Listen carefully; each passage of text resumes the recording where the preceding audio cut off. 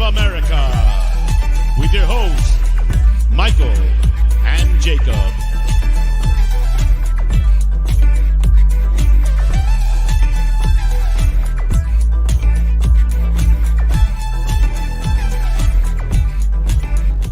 A big welcome in. I didn't say big up. I said big welcome in. You see how I did that? Come on now, talk to me nicely. Happy Solanke Day. I brought the Solanke dog because we got the Dom Bomb. That's right, Dominic Solanke. You know what? I feel like not enough people are excited about this. Now, again, if you would have talked to me last week or so, I wasn't as excited about it as I have been the last couple live streams or so. But look, we'll talk about it. I've actually got a special surprise for y'all. So I've got in the title of this video says I've got 2 mystery guests, and I will bring them out in just a little bit. And maybe they could do a better job than I have of selling you Dominic Solanke as Tottenham Hotspur's future number 9, at least for the near future anyway. I don't really know if this is a long-term project or not, but look, we've got Dominic Solanke coming in. We've got the official Here We Go. What's better than those 3 little words? And I'm not talking about I love you or I love you Pookie or what it do my shawty. We're talking about Here We Go. And if you need it in the fucking Mario voice, here we go. And there you go. So you didn't even pay for that. You got that one for free. That's how much I love you. I hope you're feeling the love. Hope you're feeling immaculate. Because as you know, when we celebrate a day, it's immaculate vibes only, baby. 48% out of 29 votes right now. How are you feeling on Dominic Solanke Day? Immaculate vibes only. Almost half of y'all are feeling immaculate. That's very nice to see. 23% says, honestly, I'm not upset, but I am not thrilled. And 19% says, what the fuck is wrong with Tottenham? So there you go. And 13% says, too much money, but I hope he balls out. And, you know, I tried to give a little representation for all extremes, no matter how you're feeling. If you're a little bit indifferent, if you're a little bit upset, or you're feeling immaculate, let it be known. But let's say hello to the chat before we keep on going. Big up to Football with Ends. Big up, bro. Have a great stream, guys. Like the video on the way in. Big up Ends every single time. Big up George. Big up Jacob and the 2 mystery guests and chat. This might get a bit heated. It might, but it might not. I don't know. Now, when it was originally happening, the 2 guests that I'm about to have on, we were talking about it. And it led to a very great photo that I have saved. And I actually want to share that with you, which you think I would have uploaded it by now, but I haven't. So I'm just going to show it on the camera real quick. It led to Staffy saying something to me that, you know what? I just wanted to save it for all eternity. This is, when I wasn't excited about Solanke, this is what Staffy had to say to me here. Let me see if you can get that. You can't see it. I'm going to upload it. Hang on. I'm going to upload it. It says, you don't deserve good things in life. That's what it says. So I'm going to get that sent to my computer. I'm going to upload it to the StreamYard. And then that way, anytime, you know, Staffy says anything to me, I'll just say, you know what? Here you go. There it is. We got it. Maybe I'll make it the background. No, I'll just do it in an overlay. So I'll just cover everybody's face when it happens. Because honestly, if your friends don't think you deserve good things, then do you even deserve good things? Would be my, here you go. That's what the text says. That's from Staffy. He thought I wasn't going to blast him. He thought I wasn't going to air what he said to me. But you know, c'est la vie, I suppose. There's also a clip I wanted to play that I didn't upload either because a certain, how do you say, legend? He passed away this weekend, and I wanted to pay homage. And it has nothing to do with Tottenham, but he was one of the, you know, I got to send it to myself here, and I'm going to keep running through the chat while I get this uploaded. And I don't want to spoil any spoilers, but it's a fantastic clip. So there you go. Big up to friends that wish good things upon you. Big up Roy, big up Jacob, big up Cursor, like secured, big up Jacob. Yes, Red Vision, I was late. It's Solanke Day and I'm late. I'm sorry. I was arguing on Never Foul. Bro, someone tried to tell me it doesn't matter to Brentford if they get relegated or not. And I was like, that's just the most blatant, disrespectful thing I've ever heard. And you're giving Americans a bad name. But he continued down the road, and there they go. I had to get off that buggy, though, personally. Big up Scott M. Hey, big up Jacob. Hope you're well. Solanke Day. He says Solanke man. No, it's Solanke Day. Maybe we'll sell you on Solanke by the end of this show when my 2 guests get on here and give you the old pitch. And I ain't talking baseball, baby. Big up to Destiny. The tea has gone cold. Hopefully it's not too Cold for you there. Big up Eugene. Big up Jacob. Need some fun vibes after listening to people losing their minds all day. People are going to lose their minds and allow them to. They're allowed to feel however they want to feel. Excited, not excited. I don't ever like to dictate how someone should feel, because to me that's fucking weird. Like, even as a parent, how am I going to control how my kid feels? All I can do is do the best thing for them and hope that they're happy. That's all we can do. So come on, let's just, if people don't feel positive, or people get shit because you feel good about something, people get shit because you don't feel good about something, bro. Either way, I love me some Tottenham Hotspur, and honestly I'm kind of excited about the Dom Solanke. We've got the Dom bomb, baby. Fair play, but most would call it negativity. Fair enough. Where the fuck is Jacob? I'm right here, baby. Destiny 5 says Chewy's in. Yes, Chewy is here. We've got to bring him inside. It's nice and hot out there. I was on Never a Foul. Found it. Subscribing to it, and I'm subscribing to this one, says Eugene. Wow. Eugene's unsubscribed. That's how upset he was. I was late. Interesting. What channel was Jacob on? Never a Foul. Mystery. I like mysteries. You're a mystery. Tall, dark, and mysterious. Gotta love the intro music. Big up. 18 minutes. Yes, I was late. I'm so sorry. But they will be redirecting on over, so we can just say hi to that audience whenever they get here. Big up to Civ Jacob. Bajan Reds in the house. Thank you for the money, my brother. He will be a good signing for Spurs. Yes, I do believe this translates to Liverpool getting about 8 or 10 million, if I'm not mistaken. But big up to Mount Everest Hotspur. Phil Coys is here. Mel Knight TV's here. Big up, guys. Hit the like on your way in. Big up, Mel Knight. Good to see you back. Big up, Jacob. Congratulations on DOMINIC Solanke. Smash the likes and come on, you Galapagos Islands. Big up to you. I'll tell you this right now.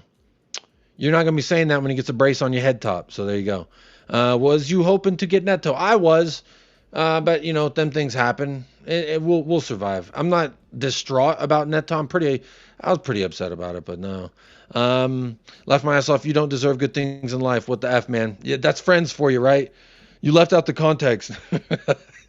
Of course I did. Why would I keep context? I'm trying to make it look bad on you. I'm trying to make it look like you did it naughty. But look, I do believe the redirect has happened. We're over 120 folks here. I'm not sure. They might still be live over there on Never If I, actually. They are. No, they're not. They're here. There's 200 people here. They ain't here for my show. I know that. But you know what? Let me bring out my guests. I'll keep saying hello to the chat as I keep going. But big up everyone who's here. Hit a like if you don't mind, or don't. It is your prerogative to do as you so please. Big up Kingsman. Yes, we did get the raid. There we go. I was like, ain't no way 200 people tuning in to watch this. But let me bring out my guests. One of them we're still waiting. He says he needed to give the old coochie a rest. But the other one, he said the grind never sleeps for a man like me, and his name's Griggs. Griggs, my man. Perfect time to bring you on, as I have a United comment pulled up. He's calling Solanke. That's a good one. Now, first of all, Griggs, how are you doing? Welcome to the channel. I believe this is your second time, right? Yeah. How you doing? I'm doing good, bro. Doing all right?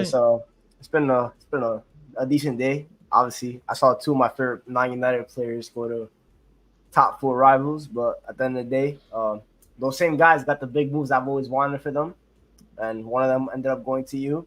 And all I'm gonna say is, if you had signed Pedro Neto as well, there would have been a good chance I would have entered this stream singing Spurs songs. I would have to pull some of them up and started singing them, because those are my ballers. But yeah, I'm here to convince your chat about Dom Solanke, and I will do that because I am a great debater and I'm a great convincer when it comes to football. So I will be there. And by the end of the stream, you will consider Dom Solanke your best player. I promise you.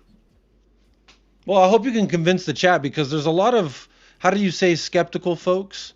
They're a bit skeptical at the moment about this, and I was at first, but the more I've looked into it, and I must say, you and the next guest that I'll bring out in a little bit, y'all's 2 opinions on individual ballers, like as a player and their skill set and all that stuff, I rate y'all's opinions. So that's why this morning I was like, hey, can y'all join the show? Because for me, y'all didn't sell me on Solanke, but you at least told me, you know what? maybe I need to look deeper, look more beyond what I see in the casual watching of AFC Bournemouth, which is extremely casual. Because when Bournemouth is playing Wolves, when they're playing Luton, when they're playing Nottingham Forest, these aren't games I'm like, let me make sure to tune into that. So I haven't watched him game in, game out. So I watched not just one mixtape, not just two mixtape, not just three. I watched 4 different mixtapes of this guy. Now, a lot of it was the same clips, but Griggs, there was some things that stood out to me, like as a striker specifically, with Solanke that I actually liked. I think, all the things that people say are good about Richarlison, the press, hold up play, physicality, aerial threat in the box. This guy scored the most in the Premier League last season with his head. So, I mean, I'm not trying to pull up the stats, but the stats will speak for themselves. Before I actually give you the longest question you've ever received in your life, I'm going to say big up to Banter on the Pitch for, first of all, for being here. He's an Arsenal fan. He's checking in on us. Hello, how you doing? Dio, good to see you in the house. Says Jacob fraud, you fraud. He's so nice he had to say it twice. Hope you're doing good. I'm doing fantastic, man. I hope you are doing well as well, my friend. But real quick, Griggs, what is, if I was in an elevator with you, the first thing I said, or, I was like, we just signed DOMINIC Solanke, and I didn't know you. You got, a couple of floors to tell me why I'm wrong for being disgruntled, entering the elevator and talking about DOMINIC Solanke. What's the first thing you think of in a positive aspect of Solanke, so to speak? He's the complete striker. There is not a single weakness to his game. He just scored 20 goals for Bournemouth. He's had a variety of his goals, like you just mentioned. He could score with his head. Pause. He could score with the weak foot, left foot, right foot. He's got it all. This is a player that he's kind of like you consider the B-Tech version of. And that player has won a Ballon d'Or, Karim Benzema. They're very similar in terms of profile and anything that Solanke can do. You need link-up play, he got you. You need him to be the finisher that you need. You need that cold-blooded striker, he got you. He has a variety of finishing, like I said. He can do different kind of finishes. Like he could do like a little back heel flick. You want to see some entertainment? The Spurs, the new stadium, you want to be champagne football, as Emerson says, that kind of stuff. He'll bring you champagne football. He'll definitely bring you that. He's got everything you need. I know he had a previous bad experience at a big club like Liverpool and Chelsea, but he's a 20-year-old striker at that time. I've always said strikers need time to develop. He did his time in the Championship. He developed there. Since he came to the Premier League for Bournemouth, he single-handedly kept them up the first year. And then last season, as the team got better, he got better. So imagine that. At Bournemouth, as the team got better, he got better. Now he's going to go play next to one of the best finishers this league has ever seen in Heung-min Son. And Heung-min Son was at his best with a striker named Harry Kane. Dom Solanke has a lot of similarities to Harry Kane. Obviously, he's not the player that Harry Kane is. I'm not going to disrespect Harry Kane like that, but he's pretty close to that. And he's younger too. So he'll offer you that pressing that you mentioned. Harry Kane can't run, but Solanke can run. So Richarlison has that pressing, so does Solanke, but he actually has the perfect amount of finishing that you need. So when you now have 2 guys that can score 20-plus league goals, that is 40 league goals just from them 2. Then you have Romero from the set pieces. You have James Maddison. You have Kulusevski. You have Brendan Johnson. You have all these type of goal scorers, and he can be that final. He can be that missing piece in the attack that you lack. Because last season, it was only really Heung-min Son that was the only consistent attacker. Everyone else had inconsistencies the whole season. But Solanke will bring you consistency.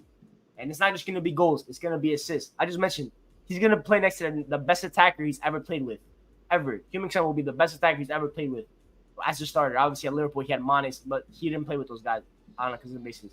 He's going to play next to one of the deadliest finishers. And Heung-min Son, his life will be made much easier now. Defenses are going to have to focus on Solanke too. It's not going to be just double up on Heung-min Son, take him out the game. You take Son out the game, you leave Solanke one-on-one with your center back, and he's going to cook him. Trust me, I know. I watched him cook my center backs last season, home and away. At Old Trafford, he scored a back heel. At the Vitality, he cooked 5 players, and then he scored a long-range screamer. He's got everything you need. So, in my opinion, I think he was the best signing you could have made this summer. And when I don't know if you obviously follow me on Twitter, but I made a statement this morning that got Arsenal fans very heated, which made me happy because I love pissing them off. You potentially have the best project in the Premier League in terms of the trajectory that you're heading on with the players that you're signing. You know how much I love Archie Gray. We've talked about that. You know how much I rate Lucas Bergvall. And if you know me, you know Dom Solanke. We also even talked about Desiree Doué in the same times we were talking a lot about Archie Gray and Lucas Bergvall, you and I, and you were seeing a lot of the same things in them that I saw and that you had seen previously. So that kind of reminded me about like Desiree Doué, for instance, too, because that was another one. You're like, if you get Desiree Doué and you get Archie Gray and you've got Lucas Bergvall.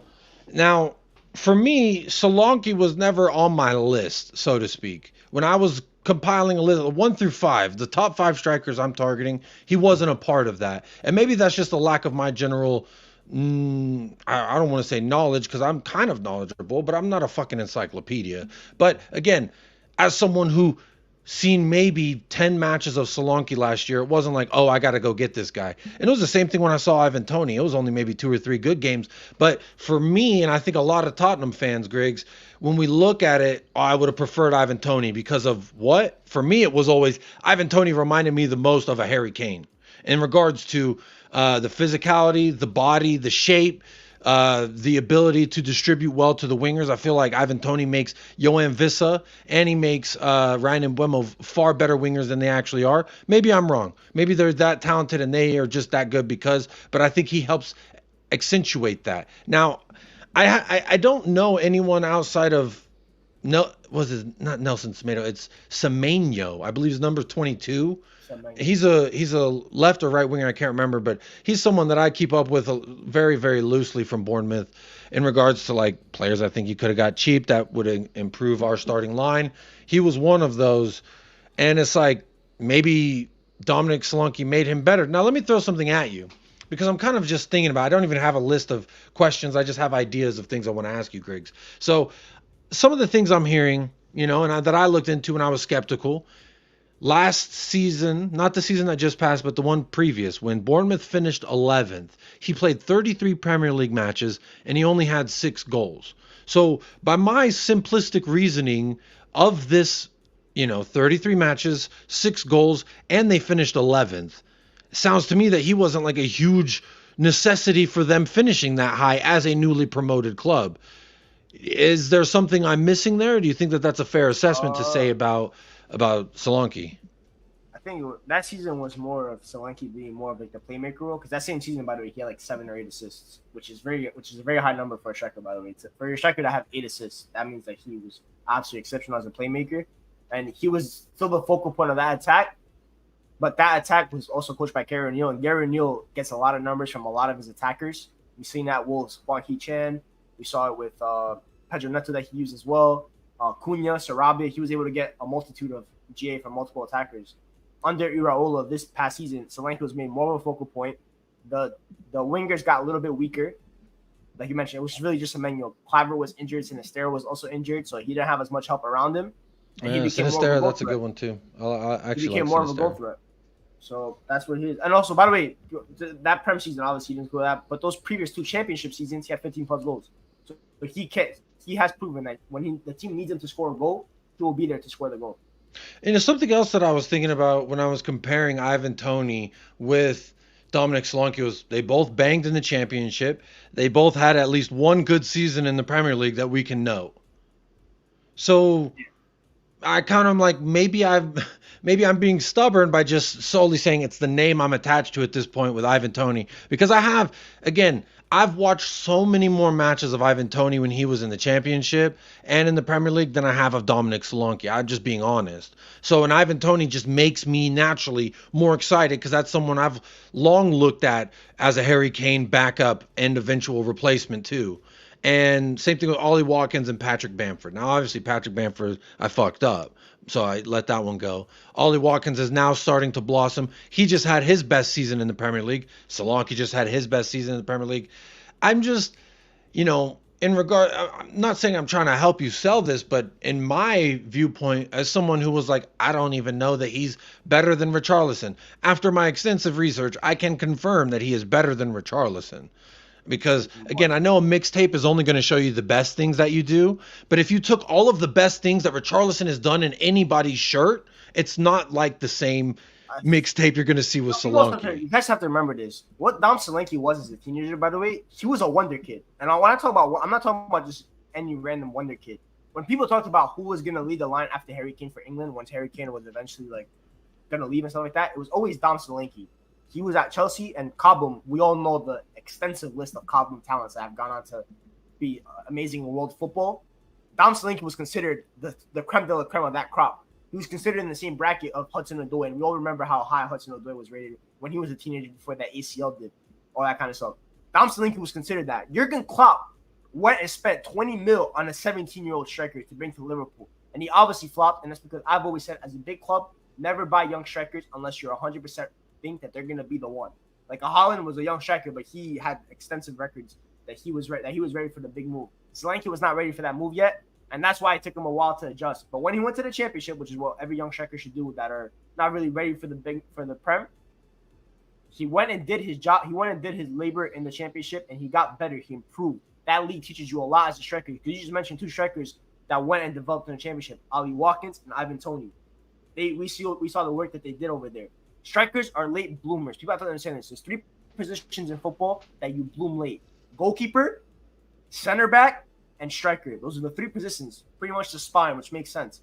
You need a lot of experience because you need to develop your instincts a lot in those kind of positions. Those are positions that are very instinctual. You need to be a striker, you need to be instinctual. You need to have the instinct to be in the box, the instinct to want to do a different type of finish. That comes from experience. You need to learn when you play against other center backs, the spaces of football. Solanke did that. And now when you look at him, and because I've done a lot of scouting on him. I had to borrow people's like Y Scout and stuff like that to do that to look up.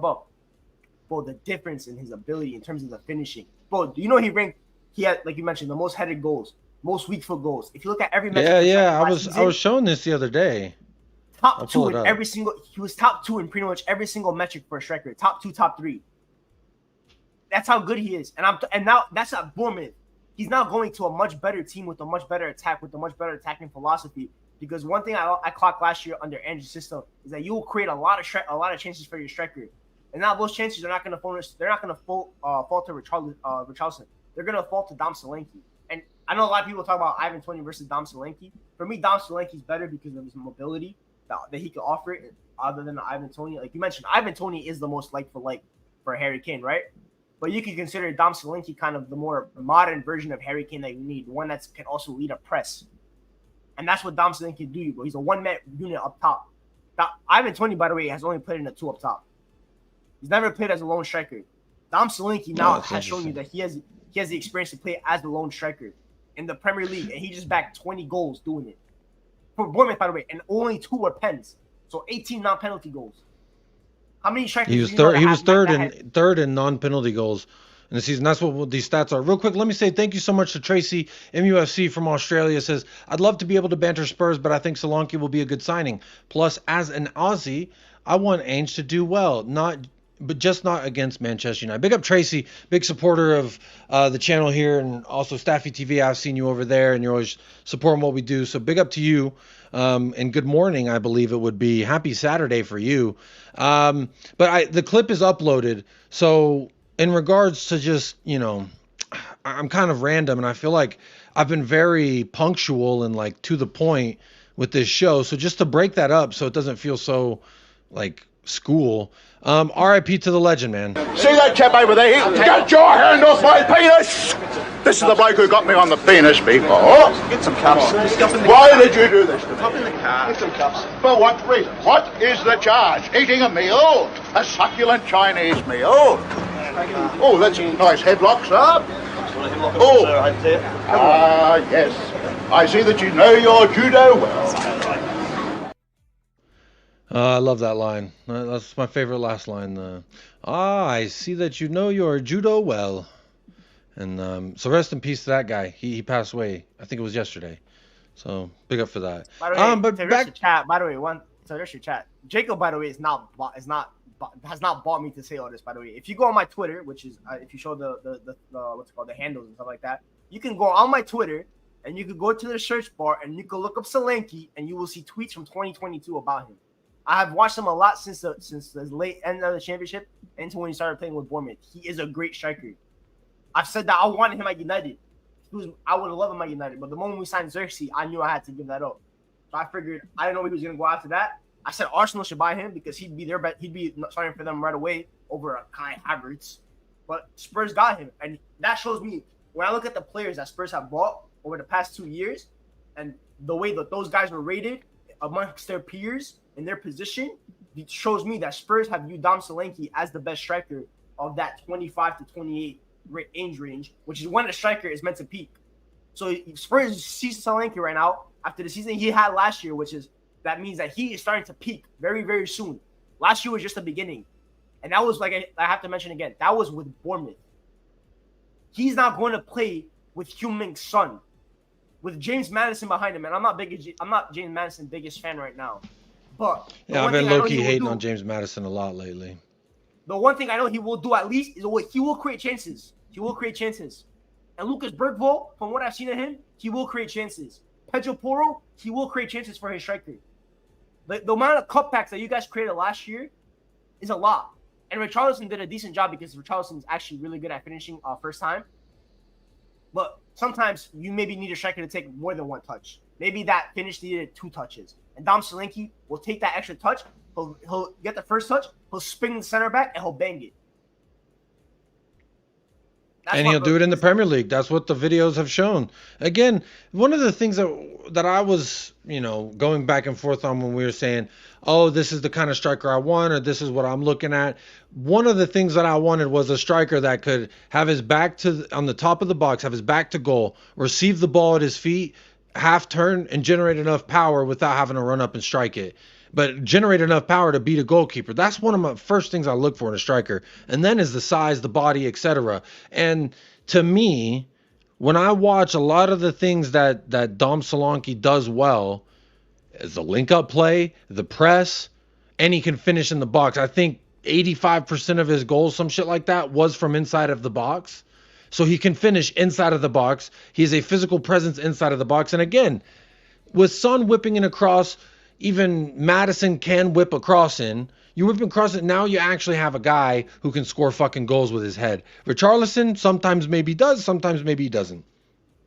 And I feel like with Solanke, you actually have somewhat of a target man. So again, looking at these stats, I did bring them up, I think 2 days ago when I did the last show, was first in headed goals, first in offensive duels, which again, offensive duels is a statistic. And I'm sure the scouting department at Tottenham looked at all this and said, this guy fits what we're trying to do in some sense. Now, he probably wasn't our first target, and that's why it's taken so long. So I guess the timing of the deal doesn't necessarily upset me.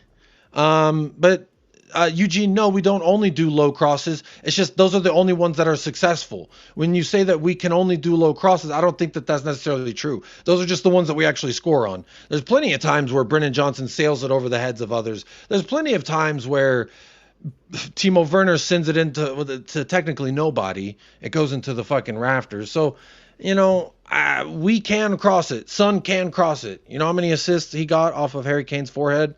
Quite a few. I don't know the number off the back of my hand, but I know it's a few. Big up Jordan. Big up everybody in the chat. I did skip way ahead in the chat. There's a whole bunch of people here. So first of all, big up to y'all if you are here. If you're new, if you came on over from the Never Foul Raid, make sure you like and subscribe. We're on the road to 5K here on the channel. So if you can help us get there, that'd be fantastic. Also, make sure you subscribe to Griggs Talks, and in a little while, eventually, allegedly, I'm going to have another guest. So we'll see when they do get here. But make sure you subscribe to Griggs Talks, even if you disagree. Like, I've seen some of y'all kind of upset. Like, look, so Griggs, I will say this. Don't take it personally. Scott M., he doesn't say anything in here that's nice to anybody. No. Except for the fact that he's been a longtime supporter of the channel. That is nice. So that's nice. Vicario had a better chance of heading a Johnson or Wiener cross. Is Griggs a Spurs fan? No, he's a Manchester United fan. My guess is Kuva. It's not Kuva, unfortunately. If you sign Desiree Doué, my allegiances might be up in the air. Well, we're not. He's going to be at PSG or Bayern. He just finished the Olympics today, and they lost to Spain, so he can hold that. Big up Sean. Jacob, I'm convinced Klopp keeps him if he had him a few years earlier. We just started challenging, and he needed more game time. The front three was settled.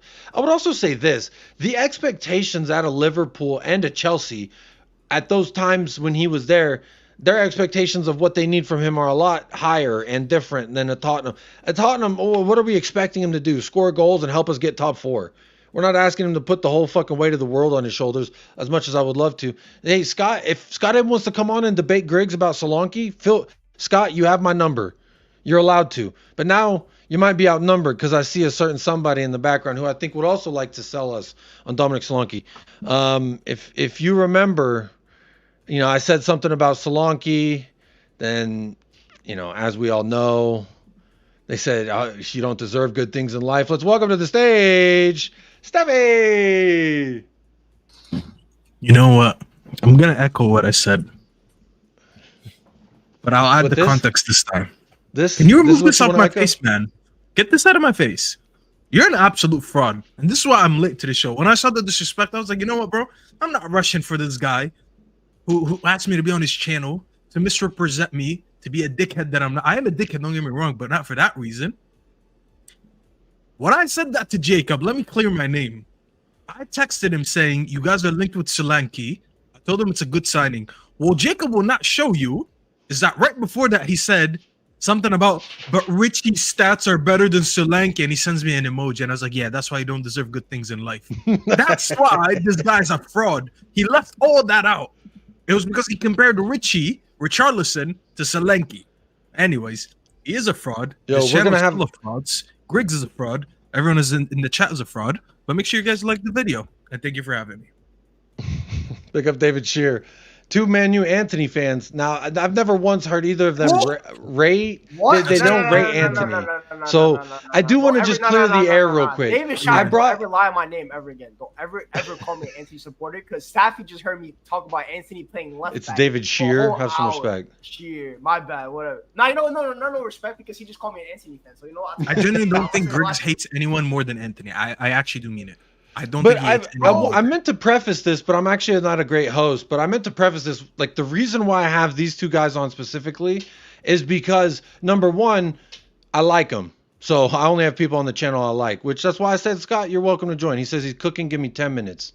But I also rate their ball knowledge and their opinions on players' skill sets. Now, their projections of players and projections of teams, I differ on different things.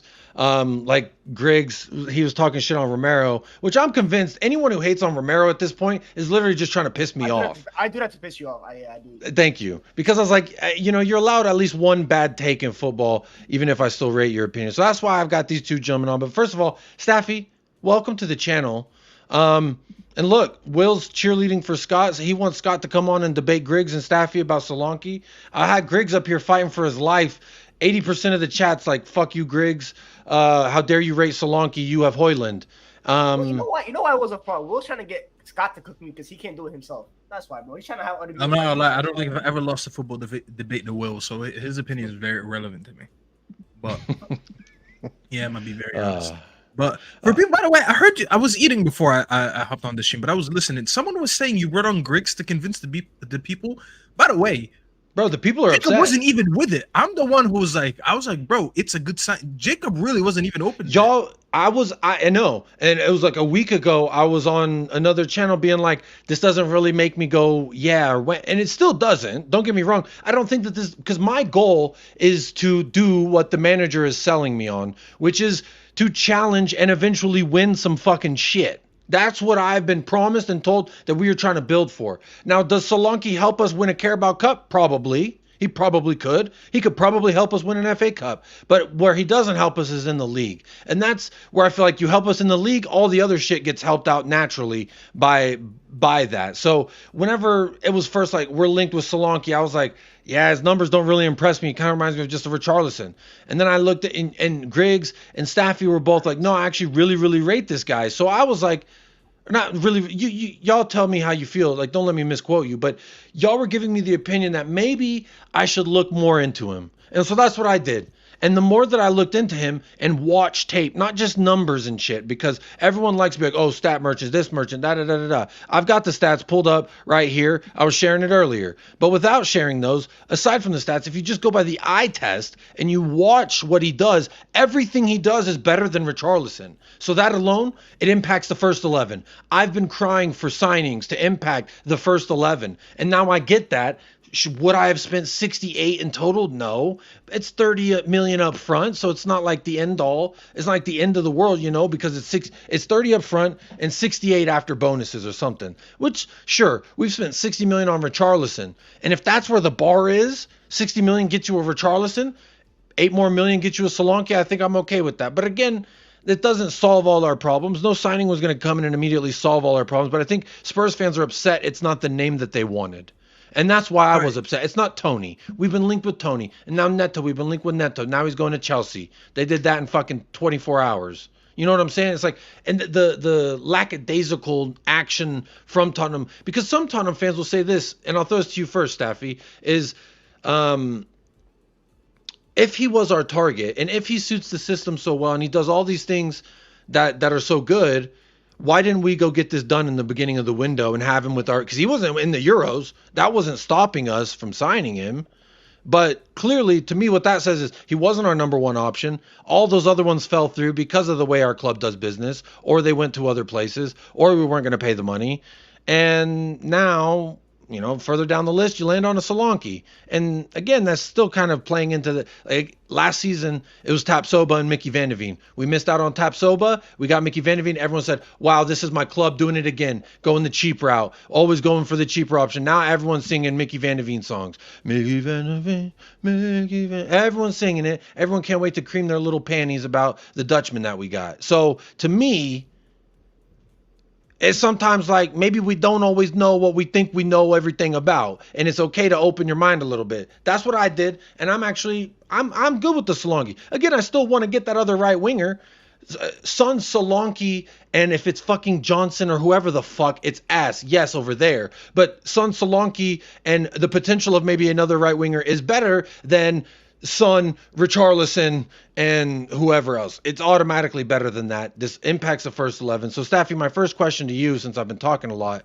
is, first of all, do you think he impacts the 11? And what's up with Spurs fans being so upset about Solanke? Pick up, David. There's a lot to talk about, so I'm going to try to go one by one. And you did. Also, this is for you from David. David, if you keep it up, we're going to raise the 90 mil on this stream because you got to give it up, bro. We're not here to talk about anything. I'm here to talk about real footballers, and real footballers is DOMINIC Solanke. Listen, this all started by me going last season and saying I would rather have DOMINIC Solanke on my team than Rasmus Højlund. So this is not my first time talking about Solanke. People who actually watch my content, whether they agree with it or not, they will tell you that last season I did say that. I said for the money that we spent, we could have went and got other strikers, and I named DOMINIC Solanke as one of them. And I said he's easily a top 6 striker. And people laughed at me. There we are. A summer later, he's on the top 6 team.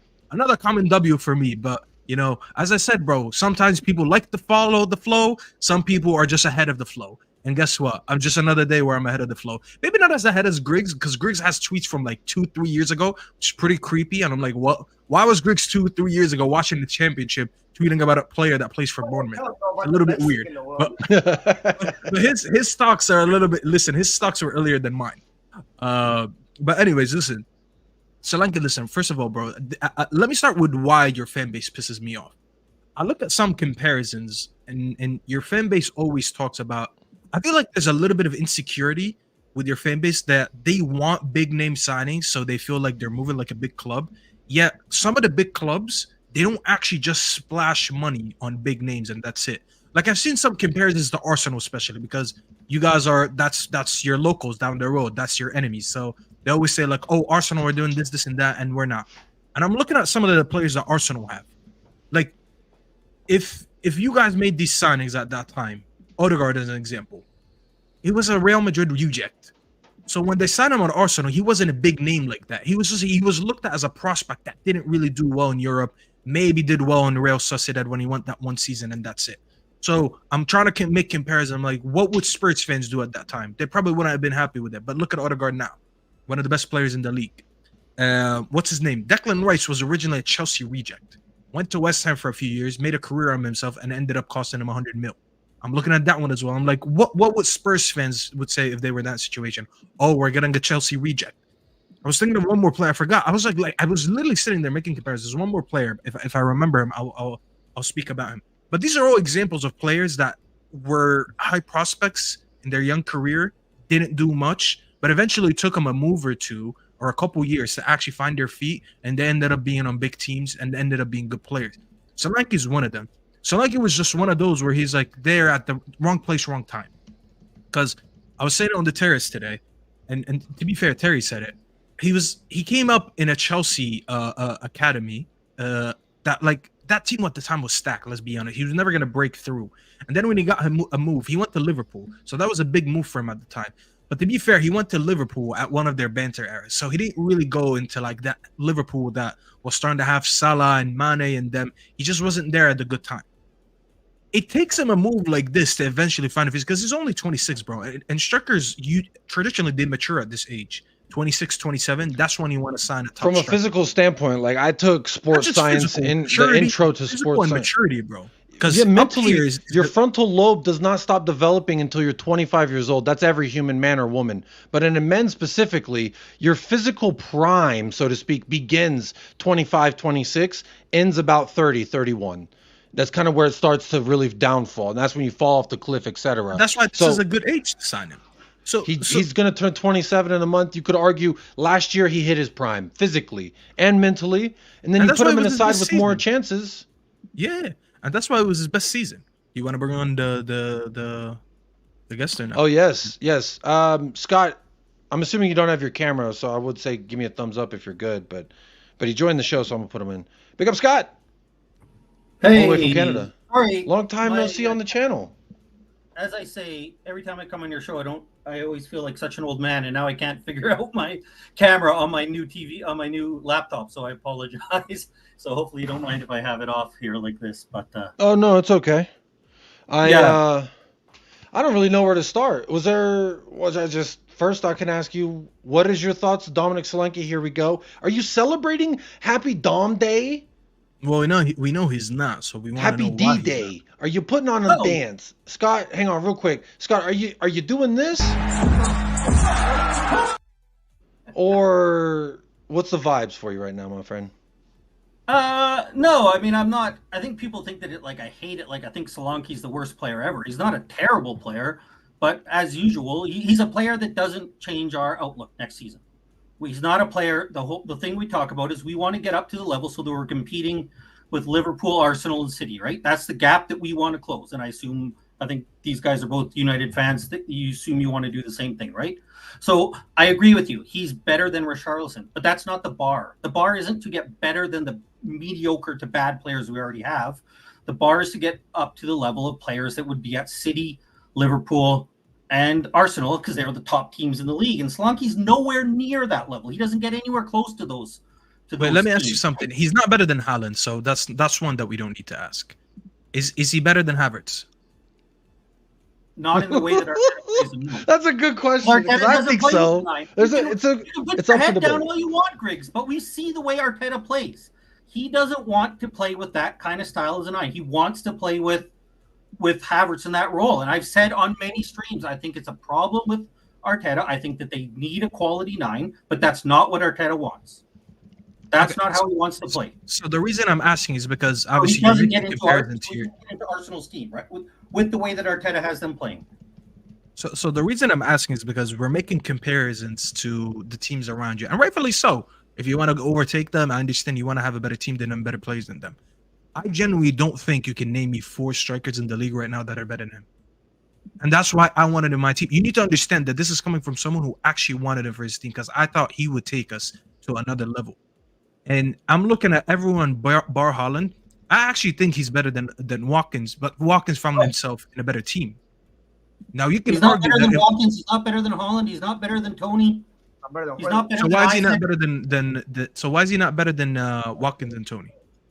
Just from watching what they do, the way they produce, the way that they can not only score goals, pass the ball, hold up the ball, play within the system, get other players involved. They do that better than Solanke does. Okay, so let me tell you this, and I'm gonna ask you a question with it. Tony's best season that everyone since has been rating him, which is 2 seasons ago. Forget last season; he was suspended for most of it. The season before, he finished the season on 20 goals and 4 assists, playing for a Brentford team. Solanke last season had 19 and 3. That's 1 less goal, 1 less assist, but he's playing for a significantly worse team, which is Bournemouth. Because Bournemouth is to be fair, without him, they probably would have been a relegation fodder last season. So significantly worse team than Brentford? I don't think so. That's Brentford 2 seasons ago. Do you remember how good Brentford were? They're not significantly better than Bournemouth. Remember that season they had Emerson in? Yeah, that's the season they beat us 4-0. By the way. And I actually want to look where they finished. Go ahead. Continue, sorry. No, I just said I don't think that Bournemouth was significantly better than that Brentford team. That's all. I mean, as a solo striker in a Bournemouth team versus Tony, who played as a second striker next to Wissa most season, and I thought they played better football. And I actually do want to go back and check the ranks of that season. I don't know. I feel like because Tony had that season first, that's why everyone like desired him. Everyone was just. But Tony, I don't think Tony. I don't think it's like leaps and bounds. Tony is. And I like Tony, by the way. So this is not me. Tony is not. I do like Tony. This is why I was upset. It wasn't Tony.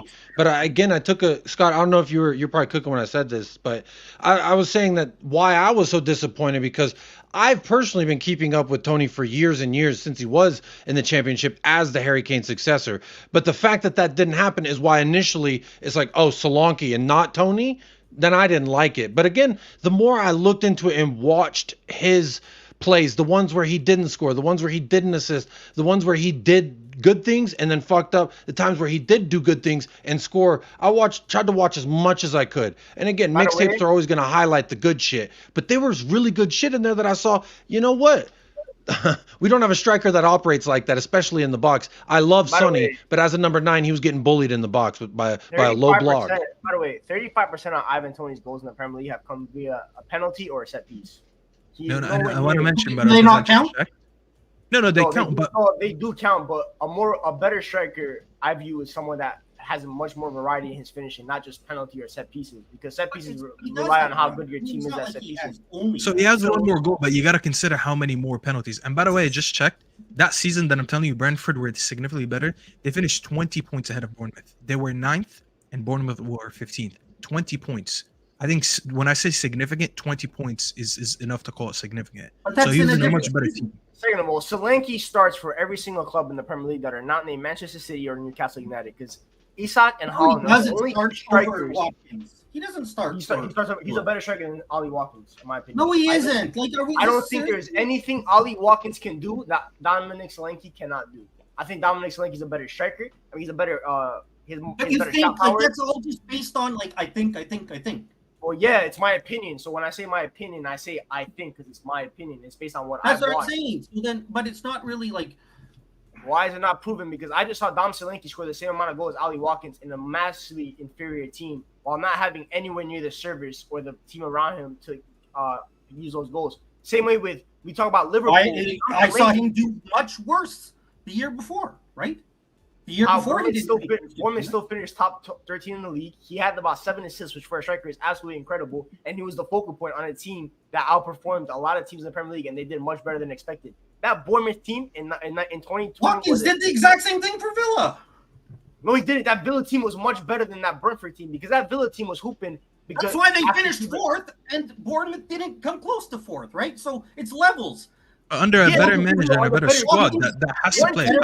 One team has Unai Emery, who's about a 5-time to 6-time Europa League winner. The other team has Iraola, who is a good manager in his own right, but he is not Unai Emery. The other team has Leon Bailey. It has Moussa Diaby. It has Douglas Luiz. It has Boubacar Kamara. Those are players that they signed from Champions League level clubs. Bournemouth are signing players that are top talents in the championship. They're not the same. Same way, Darwin Nunez is not a better striker than Dom Solanke. Because if Dom Solanke played for Liverpool last season instead of Darwin Nunez, there's a good chance that Liverpool would have won the league last year. Because he's that much of a level of a difference maker. Because I saw Dom Solanke outscore Darwin Nunez when Darwin Nunez had Mohamed Salah as his right winger. And Mohamed Salah created the most chances in the league. That is levels in terms of strikers. One is a much better striker occupying in lesser conditions. And the other ones are struggling while playing at much more optimal conditions built for them. Except that's not how it works. We've seen guys go for lower teams. It doesn't just necessarily mean that they automatically improve when they go to the better teams, right? That's what we like to talk about. Bring this guy up here. Now they're going to do better on those other teams. That's not how it just. So Scott, you're not. Solanke's profile fits with your best player, your best attacker, Heung-min Son. Heung-min Son plays best with lone number 9s that can also facilitate his shooting. That's what Dom Solanke does. He loves to facilitate other players. He loves to bring other players into play. Heung-min Son will be able to do that because with Richarlison at the 9, Heung-min Son has to play much more of a facilitator because Richarlison requires people to create for him. Dom Solanke does not require people to create for him. He creates his own opportunities while also creating for other players as well. Whether at Bournemouth it was a Justin Kluivert, it was a Semenyo, it was Alex Scott running into the box and stuff like that. At Spurs, he will now have Heung-min Son, who's arguably one of the best finishers the Premier League has ever seen. He will have James Maddison, who I'm not his biggest fan right now, but he's much better than whatever Bournemouth have at the 10. Kulusevski and Brendan Johnson are better than what Bournemouth have, and they're not good either. And then you have Pedro Porro, who has a wicked cross on him as well. We heard the exact same things when Richarlison was coming up. Now he doesn't have to have all the bums that he had in Everton when Everton finished one spot above relegation. He's going to come up here and play with the better players. And now it's going to work because he'll have those better players. And it doesn't work like that. Yeah, but Richarlison doesn't have Solanke's skill set. I never rated when he scored that one. I think he had like 20 goals that season for Everton or something close to 20. I never bought into that hype because it was mostly jammy goals. And you looked at the way they played football. A lot of them were like off rebounds and a lot of them were set pieces. He didn't really have anything in his game where I looked at him like, this guy's ready to take the next level. That was just his level. No, not at all. But that's what I'm trying to tell you. Solanke actually has a much bigger skill set where I see if you can go to a bigger team where you're going to get a lot more chances and you're playing with better skilled players, you will thrive under that. He's one of those. He's just like, I'm looking at him, and it's like he just needs a better manager and better players around him. By the way, I was very curious to look at his conversion rate compared to Darwin Núñez last season, because Darwin Núñez, obviously, we all know he had the worst conversion rate. It was 10% to Solanke 17. To just put it into context, 17 puts you par with the likes of Nicholas Jackson and Ollie Watkins, who we just compared him to. So he was actually he was in company with Ollie Watkins. If anything, he actually had a better conversion rate than Salah, but I'm not going to compare him to that because he plays on the wing and he probably takes more shots anyway, so he's down to miss more. He's a very good player. Just to add, listen, the element of just ball playing, his technical floor is way ahead of Richarlison. And that's one thing Ange was struggling with last season. Ange was struggling to have footballers on the pitch that are actually good at playing football. That's why when you had the likes of Davies and Emerson and some other players, you would struggle. Richarlison. The fact that you had to play Son as a striker after Kane left and not Richarlison just tells you how bad Richarlison is, because he offers nothing when he doesn't finish chances. You will see. Yeah, but there's no debate. Richarlison's terrible. Like, I'm not on. No, of course, but that's what I'm saying. Your initial argument is that it doesn't take you to the next level. I'm not saying Solanke takes you to league contenders, but it does take you to the next level in terms of you did level up. You do have a striker now that not only is he going to bag you, and I genuinely believe he will score you at least 20 goals next season, because you guys will create an abundance of chances for him. And last season, you guys, one of the constant issues that you had is that you attacked a lot and you didn't finish chances and you ended up conceding late or whatever and lost the game. Uncreative and just turning the ball over, then getting cut over. When you finish these chances, he will make players around him better. Like, he will make a good partnership with Son. Obviously, if Son doesn't decline massively next season because of his age, I think left wing, he's going to cook next year. 20 goals. And that's what I'm trying to say. His skill set is miles ahead of Richarlison. He's just one of those that he's getting his break late for one reason or another. And I already made some comparisons earlier. I compared him to Odegaard. Odegaard was highly rated when he was younger. He ended up being a reject, went to Arsenal, and rejuvenated his career. Stuff like that happens. Sometimes you get late bloomers like that. There is not a single striker out there that Spurs could have signed for that price that would have elevated their project more than Solanke. Because Isak would have cost you about 120 mil, and Haaland's obviously will never go to Spurs. From other leagues, I don't see another striker out there that is similar to Solanke's price. And side tangent. I had a dream 2 nights ago that Erling Haaland's dad played for Tottenham, and then he played for Tottenham. It was like a dream of him being the exact same thing for City, but he was like, my dad played here, and I'm gonna bang goals. And anyway, it was a dream, exactly that. But I think that there's a good point I'm still thinking about it. There's probably 3-4 strikers right now I would put in the Premier League. You could say, and I don't think I would have said this last week about Solanke, but again, I've literally been thinking about it. Okay, Haaland, Isak, those are the best 2 strikers in the Premier League right now. Then you look at the other everyone ones, else. I put him like I for the same level. I don't rate that. I rate Tony, but he's not that much higher of Solanke. Tony's best season came at 26. Solanke's 26 now. So you would have been saying that about Tony at 26. Just 2 seasons ago, no one would have said that. Ollie Watkins' best season as well. He's 26 right now, I think, too. Watkins is like 29. He's older. He's way. Yeah. So then this was his best season. So he's actually the youngest between them. So I'm not saying that will happen, but if you get a Watkins type of GA from him next year, then there you go. You just proven that, like, you just bought it before it happened. But there's nothing I see in Solanke that makes me think that will happen. There's nothing that I can point to or I've seen from watching it that makes me think that he's going to be playing at that level. So scoring 19 goals for Bournemouth doesn't impress you, Scott? Like, you don't think that's impressive whatsoever? In one season, no. I want to see it more than one season. He had 29 goals in the championship 2 seasons ago. Why do people talk about the one bad season he had in the middle, but not the 29 and then 2 seasons later the 19 in the Premier League? Why is it that one in the middle? Yeah, it was a bad season, but how come that? I don't want a lot of players coming out starting for our club based on what they did in the championship, though. But that's the same thing Tony did. Tony had like an explosive season. Oh, again, but Tony's not my be all and end all, Staffy. So who did you want to sign that striker? I want to know who you want. I just used that as an example because that was me. That was me throwing him out there. Because when it was like Solanke's with Tottenham, that to me was like, wow, we're not doing Tony then, obviously. And so that is for me. So Scott, I think, yeah, who's the top 3, top 4 strikers you would have signed that you rate more than Solanke? That I would have signed, or that we're going to sign as Spurs with Daniel Levy? No, I would say that would. I want to know. Who do you want to sign, and then we could do both. I mean, Alvarez is the guy. I think everybody would want. Solanke's better than Alvarez. I'm gonna be real. Solanke's better than Alvarez. But what are we doing if we're talking about Solanke's better than Alvarez? Why would I not think that's? I've seen Solanke lead a team. I have never seen Alvarez lead a team. I've seen him be Holland's backup. That's all I've seen him do. Solanke is better than Alvarez. As a striker, as a low number 9, yes, Solanke's a better low 9 than Julian Alvarez. Because if you I've seen Alvarez, why are we only Alvarez mostly impressed me when he ran the 10 for City. Yes, because he's a second striker. When he played around the striker, there's zero proof of him playing in the 9. When he's been the 9 for Argentina before Lautaro came in, we watched all Copas together, Staffy, of Argentina specifically. He was shit. They were really bad until Lautaro came on. Why do you think at Atletico he's going to cook? Because at Atletico, he's not going to be a 9. He's going to be a 10 behind Sorloth. It's going to be him and Griezmann as the shadow strikers behind the real gunman number 9. Because that's what he is. He's a shadow striker. He's kind of like your old late 90s, early 2000s kind of strikers that all came from Argentina. Your Crespos, your Batistutas, even though he's nowhere on their level, obviously. But he's that kind of mold. Or Carlos Tevez, another one. Them kind of guys are not low number 9s. They need to play in a 2 up top or behind a striker. Solanke is a number 9, a legit number 9. Also, Julian Alvarez would have never came to the Spurs because you would have to pay 80+ mil for him. No, I agree. That's what. But remember when I said, are we doing it as Levy or? Okay. Julian Alvarez, that's one. Who else do you have?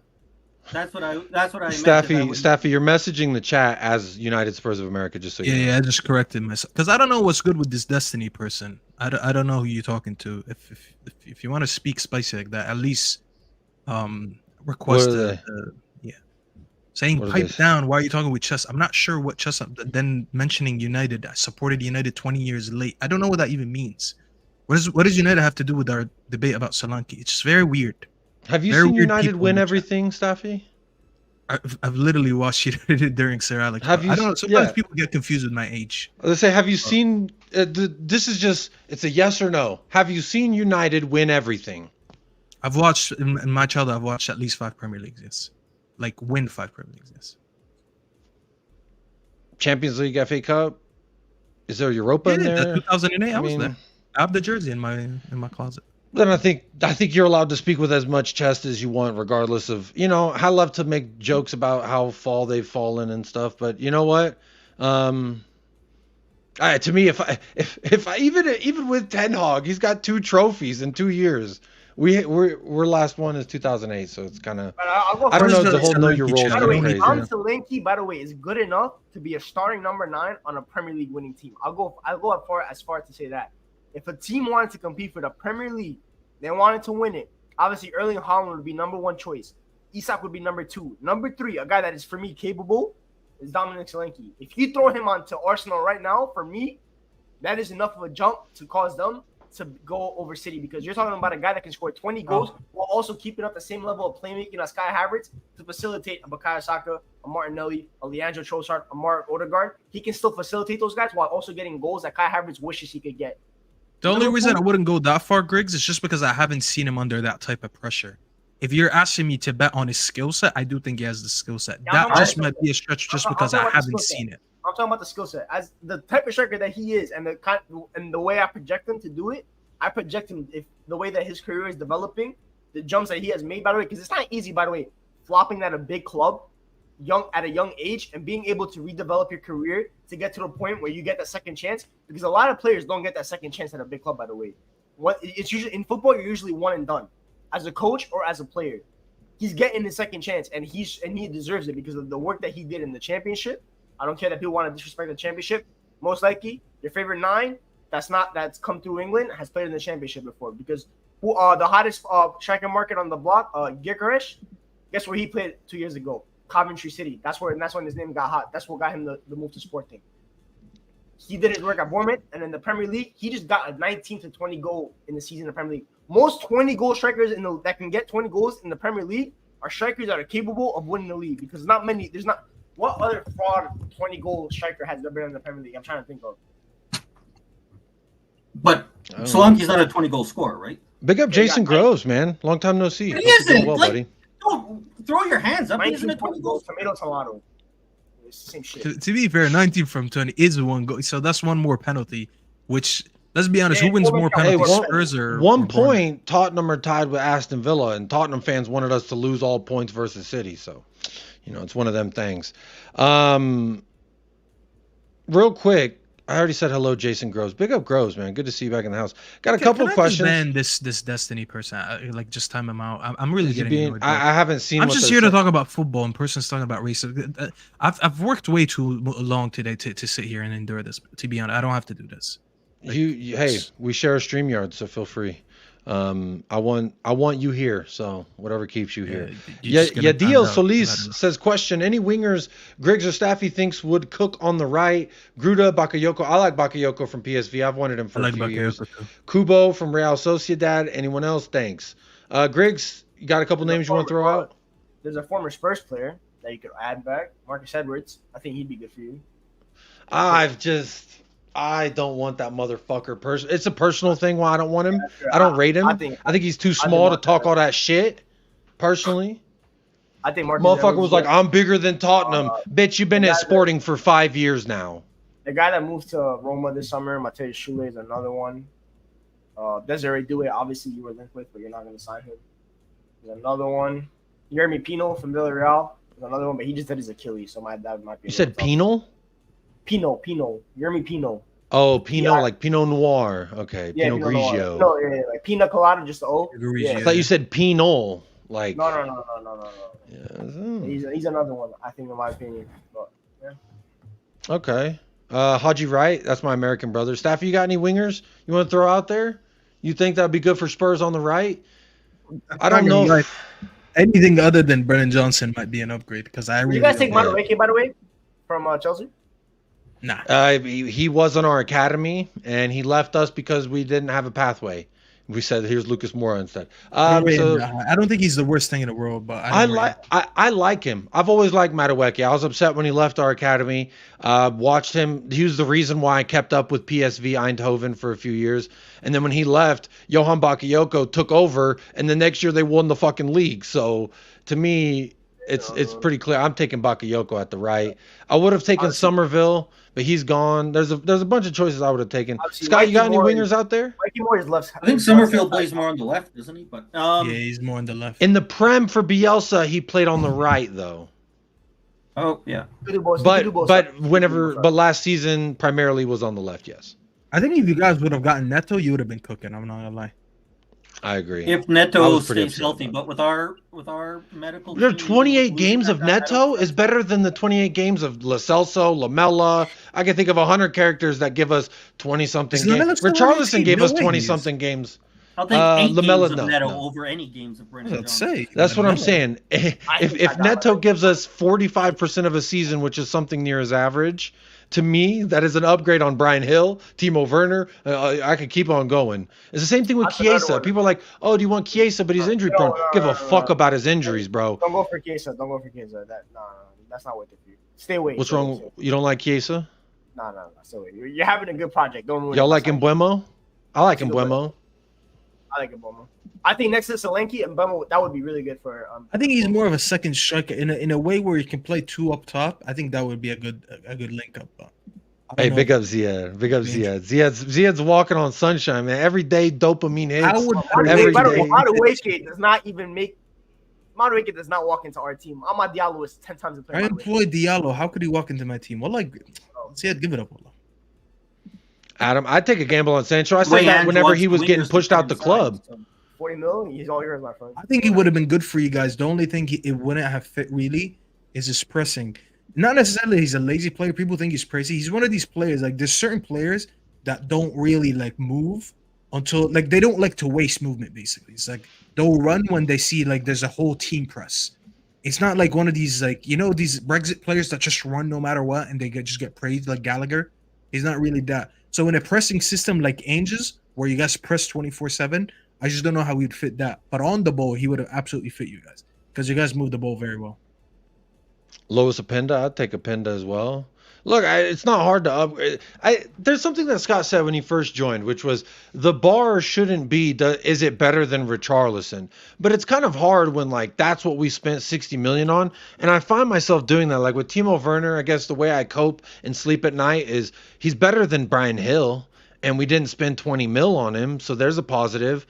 And he's going to offer us more than Solomon. He's going to offer us more than Sessegnon ever did. So it is not a great thing when you say, well, they're better than this fucking loser. Like, Jed Spence, is he better than Emerson Royale? Maybe, maybe not. I don't know. But I just take a step back and I say, well, I want players who impact this 11. I said the same thing. Archie Gray was a maybe. Maybe he could. To me, the only one of these kids that I think is that could start for us week 1 is Lucas Bergvall. He's the only one that looks really complete right now, to me anyway. Archie Gray has a little bit of a mistake. I think he still needs a little bit more fine-tuning before he's closer to the end product. But again, yes, I do have PTSD about those small fucking players. Those little tiny things get pushed over. Again, if you could do it when the sun is shining in Spain is one thing. If you can do it when the rain is falling, if the rain weighs more than you, bro, you got a problem. He scored against us, staffing the Champions League for Copenhagen. The one that has Rooney's name, Rooney Bargy. We were linked with him in January. He scored against us for Copenhagen when we played them in the Champions League. I try not to remember that campaign. He's a boy. I know United want him when he turns 18 and stuff like that. Because obviously he's here in Rafinha. Right, I think Rafinha's Rafinha's not my. I wanted him when he was leaving Leeds. Kind of disappointing in La Liga, if I'm honest. But he's still better than any right winger we have right now. Mikey Moore, the 16-year-old, is our best right winger. He's a left winger though. He's a left winger though, right? Mostly. Rafinha? No, Rafinha's right. Mikey Moore. No, Mikey Moore's right. Mikey Moore play wherever the fuck he wants. He's honestly, generational talent. Keep developing Mikey Moore to a right wing, and you don't got to worry about right wing. Don't worry about that. Bro, Mikey Moore can already shoot better than Brennan Johnson, and he's fucking almost 10 years younger than him. It's crazy. I told you Daniel James is better than that guy. You didn't believe me. I wanted. Huey can shoot better than Brennan Johnson, though. So. And that is the one thing. Like Scott knows this. How much I get up here and I either defend Ainge or I provide reasoning why I believe this thing was the way it was or why Ainge said this. But him latching himself to the Brennan Johnson deal is forever going to be a stain on his credibility, in my opinion, unless Brennan Johnson comes good. Now, Scott, Michael, the original Michael from United Spurs of America. We were texting today because he sent me and said, welcome to Tottenham Hotspur, DOMINIC Solanke. And we were talking. And Michael, I don't know if he wants me revealing this, but I was just kind of fucking going off on one, and this is why he doesn't text me as much. But then he says, I think people need to be more patient with Johnson. He's underrated, in my opinion, but another winger would be class, hopefully one better than him. And he hasn't responded, of course, because I sent him a long-ass paragraph being like, this is why I don't like Brennan Johnson. When Brennan Johnson's on the ball, this is what I feel inside, and it's nothing positive. And I don't know. I don't know if I can be more patient with Brennan Johnson because he hasn't even looked better this preseason when we've played losers. Midlothian Hearts. I don't even know what fucking league that is. I'm not gonna lie. There's a Midlothian in Texas. There's, the Midlands. I don't know where it is. But that tells me if you're Brennan Johnson, you should be able to cook these fools. He couldn't. The fact that a 16-year-old was able to cook them and he couldn't is crazy to me. This guy's 22, 23. he's too. I'm just not a Brennan Johnson guy. I hope he muds me. I hope I'm forever mudded. Again, if Brennan Johnson gets fucking 25 GA, I'll shave my head. I will shave my head live on air. I'll use Brennan Johnson to tie us back to one of my other concerns with Solanke, and maybe Staffy and Griggs are a little different being United fans, is when you pay like 65 million or 60 million for Johnson and then 50 million for Richarlison like we do at Spurs, we then don't replace those players if they don't work. At United, I know you guys aren't in love with your owners and everything, but you guys do go out and buy players on top of players if they don't work out. Not really. So takes us a while. When we're playing Solanke 65 million, that means that he's now at Spurs for the next 5 years, whether he works out or not. And that really hampers. I keep forgetting that you're admin. My bad. I don't know why I keep clicking that. It's a force of habit that I hit. By the way, me and Staffy have had to endure the same bad players that we signed in 2019 today. The reason why we can't keep signing players, the reason why we couldn't go after maybe a Dom Solanke is because Aaron Wan-Bissaka is still employed at this football club and no one wants him and we can't sell him. Scott McTominay is still at this football club. Harry Maguire is still at this football club. Victor Lindelof is still at this football club. Yeah, so we do know your feeling. We still have Maguire, bro. Like we do know what you're talking about. You were able to sell Emerson Royale before we were able to sell Aaron Wan-Bissaka. That's a crime. Well, that's because we started that, I think, in by the sounds of it, we started that 2 years ago. How long that process took. Yeah, that Royale to AC Milan went on for months and months and months. Bro, there was a point where we were denying it, and I was like, please don't do that. In the first minutes he gets in preseason, he turns it over and they score. Midlothian Hearts. We were just speaking about him. Oh. Just like, bro, we should have bit their hand off when they offered anything, but we got the money at the end of the day. They almost pulled out completely, so it's kind of crazy. David Shear says bet is on. He says that's 5 more than last year. What bet is on indeed? Bet is on. What do I get? What do I get though, David? If he doesn't, are you gonna shave your head on camera? Can someone here do me in the chat? Someone do a bet with me over Solanke that he scores 20 to 25 next season. I just want to win something here. See, I was gonna do that today. I was gonna do that. Yeah. I was going to say he gets 20 plus goals, not GA, 20 goals. Solanke. If he play, obviously if he gets injured and fucking tears his ACL week 5. I want to, we shouldn't. But like, if he plays 38 matches, I'm saying he should get 20 goals. I'll put my hair on the line. I don't know why I'm just feeling like shaving my head for a bet because that's how confident I am. And plus I look good either way. So you really can't hold me down. But big up Mark N says Solanke is a better striker than Ivan Toney. Why are Spurs fans worried? Scott, do you want to answer him? Well, I mean, again, because I don't think that he's a better striker than Ivan Toney. And I don't think, I said Toney for the realistic options is the guy I would take just because we're not going to get the quality strikers that we need. I don't see, when I watch Solanke, anything that he does better than Toney. So I just think that that he's not better. That's why. I don't know if it's. So what do you think of this? When a statement, Phil Coy says, I'll bet Scott M. He gets over 20 goals. I'm comfortable saying I will put my hair on the line that Solanke gets at least 20 goals. Yeah, I can put my hair on the line, but I'm bald. So I was going to say, I think you're bald. Scott M. We can't see you. He does. I've seen Scott. He's thin. No, you do have hair. It's just not all of it. I shaved it. Now you're completely bald? I'm completely bald, yeah. Okay. Well, there you go. I used to have hair, you're right. Maybe you come on stream and you buff it and give it a nice shine. Let us see a reflection. I can work something out with Phil or yourself, Jacob, if you want. Sure, we'll figure something out. Yeah, we've got a whole season to figure it out. I think 20 goals is fair. I think that's a fair number of the over-under, sure. And to me, like, again, Jacob really wants to cut his hair. No, I just, I want to put something on the line that feels like it's worth something. You see a dude with long hair, he says, I'll shave it. That's not the debate. We all agree that he's better than Richie. I don't think that's the debate. I don't think anybody says he's not better than Richie. Or anyone here. There's other people I've seen in chats. Yeah. No, a few people don't think he's better than Richie, which statistically you put them up against each other. What did y'all think about that real quick? Richarlison saying, I ain't fucking going anywhere. This is my home. And they're like, well, Saudi's bidding for you. He's like, my dreams are bigger than the money. I rate it, but I just wish he was a good footballer. Get ready to ride the bench. That's about it. That's all I can tell him. I mean, I know people love it because that's what we love the passion. People like, I love it. He understands Spurs. He wants to be part of Spurs, but it's just like Greg said. You're going to have dreams to go back to starting for Brazil by being second choice striker at Spurs.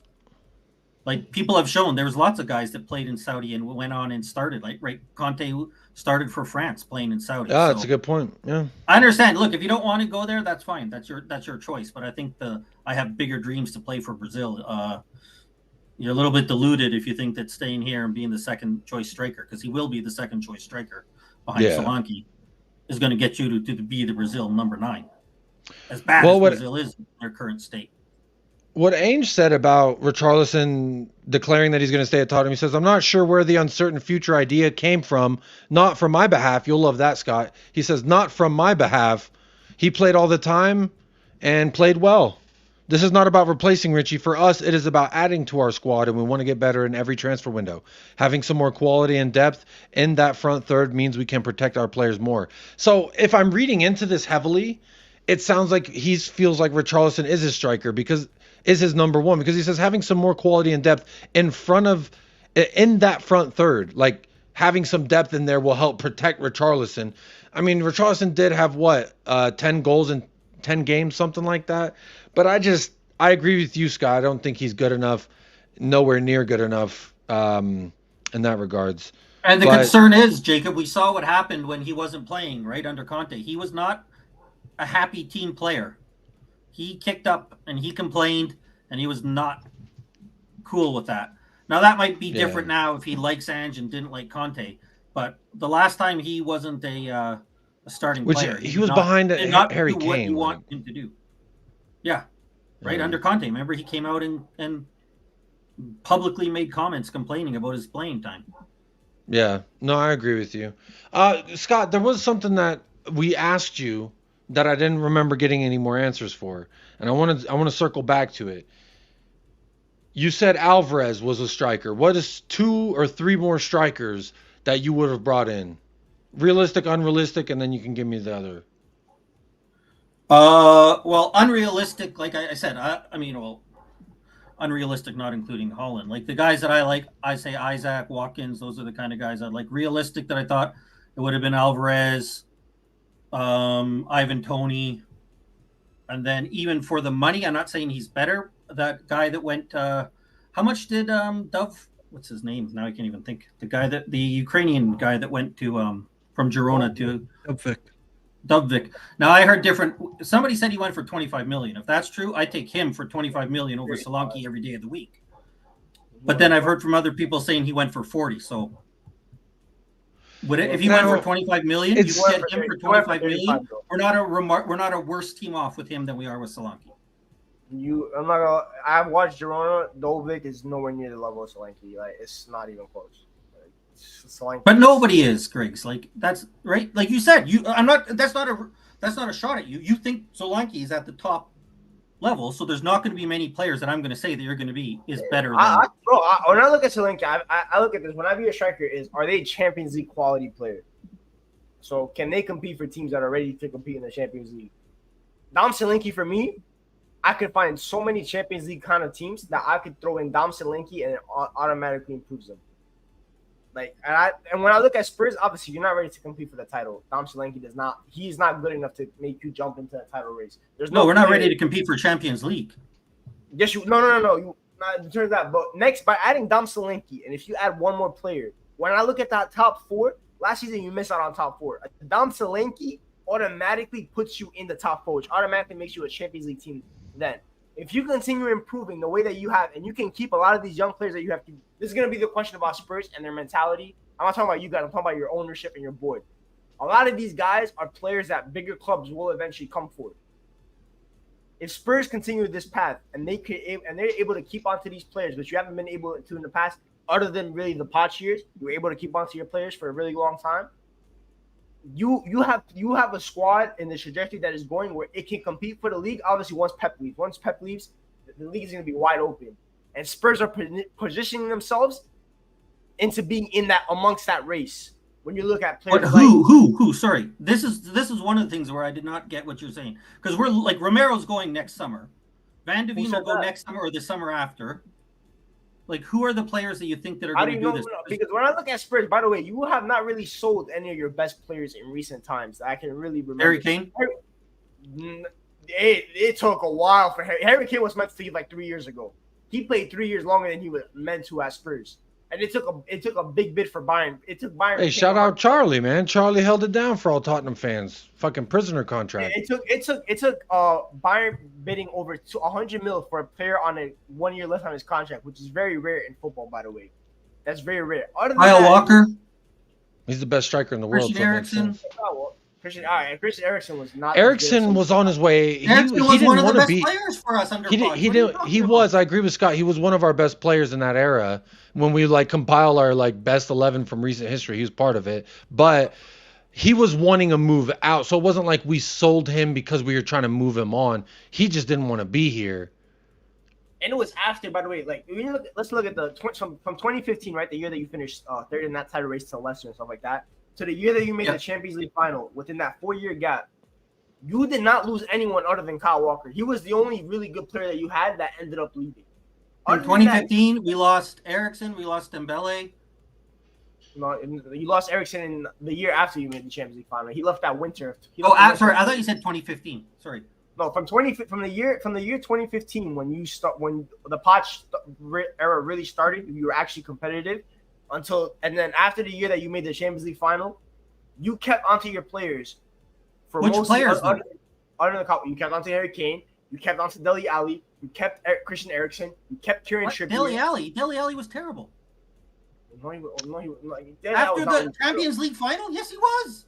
After, that's what I'm talking about. In between the time, though, when they were all at their peak as a squad, when your squad. When we could have sold him. Same thing with Harry Winks. Who was it? Was it City or someone offered like 45 mil for him? I think that's. Bro, United wanted Toby. United wanted Dele Alli. You wanted Toby Alderweireld, but your owner was also you have an owner in Daniel Levy or CEO, whatever his role is, that will not sell to any Premier League clubs. So a lot of these guys that you're signing, in terms of where they can leave, it already limits the options they could go to, which is then Europe. And European teams are really broke right now. So if Archie Gray, who in my opinion, Archie Gray will eventually have a 90 mil to 100 mil value, who's really going to pay that? Who's going to have the money ready to pay that? Not really. United, he'll never go to United even if Spurs accepted a bid because he leads legacy. So that'll never happen. So that knocks us out of the equation, right? Manchester City is the only club that you saw. But he's never going to have an 80 or 90. Like, that's insane. Why would he not? He's one of the best English midfield prospects in the world. He's shown nothing to get to 80 or 90 million. Like, we got to at least let him show something. Bro, he just in the Premier League before we say he's going to get 80 or 90 million. Come on. He just went for 45 mil based off a year in the Championship. He was a week away going to Brentford. For a high price. For the same price. He still was worth 45 mil. His value was at 45 mil. There's a likely chance at a bigger club he will double that value at Spurs because first of all, he's good enough. He's positionally versatile enough because not only is he a midfielder, he's really good at right back because he has the engine to play right back while also being able to invert because he's a natural midfielder. So that increases his value just 10 mil right there. He's a great player. But he had a good season in the Championship. One good season in the Championship. To say that he's going to be 80 to 90 million, then we can say that for so many players. Not really. He had one good season, and it wasn't even great. It was one good season in the. I'm not saying. I'm saying we're projecting him to be based on the trajectory of what his career is meant to be. He's meant to be one of England's best midfield prospects. Sure, I just think, anyways, go on. If Declan Rice can be worth 90 million is very. Declan Rice can be worth 100 mil. Archie Gray, who was much better than Declan Rice at the same age, will eventually be worth 100 mil. And he already got the big move before Declan Rice even got it. No, not he will. He could, but fair enough. Okay, like I said, this projection. Lucas Bergvall was a week away from going to Barcelona. He said Tottenham are bigger. Fuck you, Barcelona is what he said, quote for quote. He's meant to be one of the best Scandinavian talents. You think those guys aren't gonna be? He's not gonna be worth a lot of money eventually if he lives up to the expectations. I mean, there's no reason to think that he could, sure, but there's lots of people. Why is there no Every reason to club think has that? guys that could be like that. I've watched you. This isn't anything special about Spurs. Every club has guys that could turn out. Bro, we're talking about talents that are regarded by all of world's football as premium talents. These are not your normal talents. Archie Gray is in the same mold of a Kobe Mainu, and Jacob knows how high I rate Kobe Mainu. Archie Gray is meant to be a similar mold. Same way that kid at Arsenal, Nwaneri, is meant to be in a similar mold. Same way Mikey Moore is considered to be the best 17-year-old in the country. That's why he was wanted by Chelsea. All these clubs wanted him, but you guys were able to tie him down. Eventually, he might be worth a lot of money too. He likely will be because he's that special. He's one of the best 17-year-olds the country's ever seen. That's not ever seen. Ever, yes. He literally is by scouts that watch academy football for decades and decades. He's regarded in that mold. And there's guys I trust that watch a lot of academy football, that work in academy football, that when they see Mikey Moore, they see a special, not once in a generation, but close to generational talent. But they were saying that about Kobe Mainu like 2 years ago, that they had a generational English prospect coming through the academy. I remember hearing about it. Because I try to keep my ears to academy shit. I care about that, believe it or not. In America, I worked for FC Dallas, which is the biggest, like, perpetrator of fucking like homegrown talent, so to speak. So like that's something I keep an eye on, especially. And Kobe Mainu is that highly rated. Now Mikey Moore has been lauded as being highly rated. Sessegnon was also highly rated. So I always take with a grain of salt, especially when it comes to Tottenham, because we tend to do this where it's like this guy's gonna be the next big thing. We get it, and it's Juan Foyth, and then he doesn't work, and we send him to La Liga and he wins a trophy. But you got to look at the clubs that want these guys as well. Mikey Moore was wanted by all of England. Every single one of our clubs wanted Mikey Moore. We want to tie him down. You obviously had the advantage. You and Chelsea as well. Yes. Archie Gray was wanted by United, Liverpool, and Spurs. You were able to get him. And Dortmund, who by the way, they didn't buy him. Like he was going to Brentford. Yes, because if Liverpool wanted him, buy him. His whole family played for Leeds United. He was never going to join us. He's a Leeds legacy by blood. He'll never join the biggest rivals of Leeds United. And he saw Liverpool. He's like, I don't have my pathway there. At Spurs, you guys, the one advantage that you have right now is that you have the pathway for these guys that United and Chelsea can't offer because our squads are very bloated. Your squad is not that bloated. So you guys can go get these premium talents and you offer them the playing time to be able to develop the way that they're meant to. And you have a coach that at Celtic proved that he can work with young talent. I saw what he did with that Portuguese winger, Jota. Cold bowler. I saw what he did with Matt O'Reilly, who has been linked with Atletico Madrid now. He's the one that started that. You guys are in the perfect situation because your squad, you don't have the squads that United do. You don't have the guys on wages that United do, but you have the opportunity to actually go get a lot of these premium talents, and that's what your squad building from your directors has been set to do. Look at Udogie. That's a fantastic signing. You went to Serie A and you plucked the best young left back from the league, and you went and got him. Pedro Porro. I love him. City wanted him. Madrid wanted to get him a little bit. They did, but City didn't want him. City had him. They let him go. They wanted him after he balled with us for that half a season. They were considering activating the buyback, but they didn't end up doing it. But these guys are wanted by these players. Cuti Romero, who in my opinion is good enough to play at a lot of top clubs, you went and got him. You stole him. If you say his name 3 times, God help me. I have to play a clip. Mickey Van de Ven, I'm pretty sure was wanted by Liverpool. I think he was on the list from Liverpool. That's and another guy. Yeah, he's good. And that's an example of, we were in talks with Mickey Van de Ven while he was in talks with Liverpool. Liverpool pulled out, and then we spent another 2.5 months getting it over the line, and we brought him in 3-4 days before the season started. And that was what I was told was our cheap option. I was Tottenham being cheap because we didn't get Tapsoba. Real quick, Mel Knight says, hit the likes, everybody. There's been almost 200 people for the entirety of the show. There's no reason we can't hit 150 likes, and that way I would share my dinner with this dog behind me. If we don't even hit 100 likes, this dog, he's going to starve. I'm going to put him outside. I'm going to make him starve, and I'm going to video it, and I'm going to send it to you. 6 likes, and the dog gets to eat dinner. So if there's 6 of you who haven't liked the video, you want to not see an ASPCA commercial, you know, that I will remember you, that shit. You don't want to see that? All right. But anyway, look, We've been talking about a lot of different things, but there's something that we haven't talked about. This has been a great conversation. So big up Griggs, big up Staffy. He did have to go. Staffy's been streaming and working all day, so he had to go.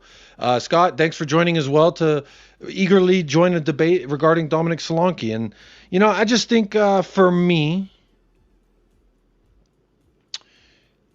to wrap up Solanke, I'm good with it. I have an expectation, though. With that price tag, I expect something. So I'm holding him to a little bit of a higher standard, I think, than maybe I held Richarlison when he first came in, because Richarlison was our backup striker. I would not sell Destiny for 70 mil, to be honest. Fuck you is what I would say. The fact that Alphonso Davies is going for 50, they said they'd accept 30. That would be my backup left back, by the way. I'd let him and Destiny. No, he's not coming to Spurs, Jacob. Come on. I know everyone says that, but bro, they're desperate to get him out of there. Why wouldn't he come to Spurs if no one's going to pick him up? He'll take a year off. You think he'd rather forego playing than to play for Tottenham? Davies is a guy, and I like him. He's Canadian, but I think he won't have a long career. I think he has got a lot of things he loves doing outside of football that keeps him, that he's fine. Football isn't his whole life, so. Yeah, Jacob, I promise you, he's already fell for the will trap of Real Madrid every single night, bro. Hey, big up Staffy. He's here. Make sure you subscribe to Staffy and Griggs Talk, by the way. Be very, very helpful. I think some people did subscribe to the channel. The subscriber count has gone up. I'm not sure by how many. I wasn't keeping a close eye on it. But we're almost at 4,800, so isn't that sweet? So help us get there. Just, I think, like 30-something more, 20-something more, something like that. Big up Not Me. I know your real name. But I guess you don't want to share it. Look, Yadil, I agree with you. But I do have to talk about Emerson Royale to AC Milan. Now, my first question is, why does AC Milan want him? And second question is, does this speak to the downfall of the once giants of Italy, AC Milan? Absolutely does. Bro, I love Milan. That was my second favorite club growing up because they were one of the few clubs I had access to here in America, Jacob. Serie A. Yeah, Serie A was one of the only places. Yep. So, obviously, and I love the color red. And Ricardo Kaká was one of my favorite players. AC Milan have fallen off. That's why I call them a United Hideous Twins, bro. Our downfalls kind of started off around the same time. And they go after bums. We go after bums. And that's how you end up with Emerson Royale. I have a good friend of mine on Twitter that's a big Milan fan. And he's losing his head over this signing because there's so many better players they could have signed on right back. They have a coach in Francesca who came from a club at Lille who has a much better right back than Emerson Royale. But their ownership is not good. But I mean, I guess Emerson Zlatan's their director of football. Do you know that? I gotta give it up. Bro, I love Zlatan. He's my GOAT, dog. When I think of Zlatan, I think of football. He is what I wish I could have been in the sport. And honestly, I don't know what he's doing, but he's not really cooking with this. I don't understand why they did it. But you should be happy because you got money for Emerson Royale at the end of the day. And I don't know if Jet Spence is better or not. Obviously, I haven't watched Jet Spence a lot in the last couple of years. I haven't been keeping close tabs with him, but you now have money to potentially go after another right back if you want to. The right back I just mentioned, by the way, Thiago Santos from Lille, I think he would be a good addition for your club as well. If you were to ever go for him, maybe next year. You know who I was looking into? Shout out Ash Maddock from Spurs Kings TV. That Locko. What's it? I don't know. Is Brian Locko or something like that? Bradley Locko. That motherfucker's nice. I'll be honest. Some French team, I think it is. Some team I didn't really know. Look, but I'm not here to talk about him. I'm just wanted to cover this because obviously it was another here we go. Yesterday, per Ben Jacobs, it was dead in the water. Everyone was mudding Fabrizio, and then he says, here we go. It's happening. He's going to Milan on Sunday. Got a bunch of Solanke stuff, but honestly, I'm not going to bore our time with it. Back in 2012, Solanke did tweet, going to Tottenham training ground today. Heard it's amazing. Big up to him for that. I think other people said he has posts where he says he's an Arsenal fan, right? Yeah, there's a video of him saying the first jersey his dad bought him was an Arsenal shirt. So he's like, I guess I'll watch them. But then he was kind of apathetic about it. It wasn't like, yeah, that's my club. I'd love to play there. He was more like, yeah, I supported him as a kid because that was who I got a shirt for. But outside of that, it was just that.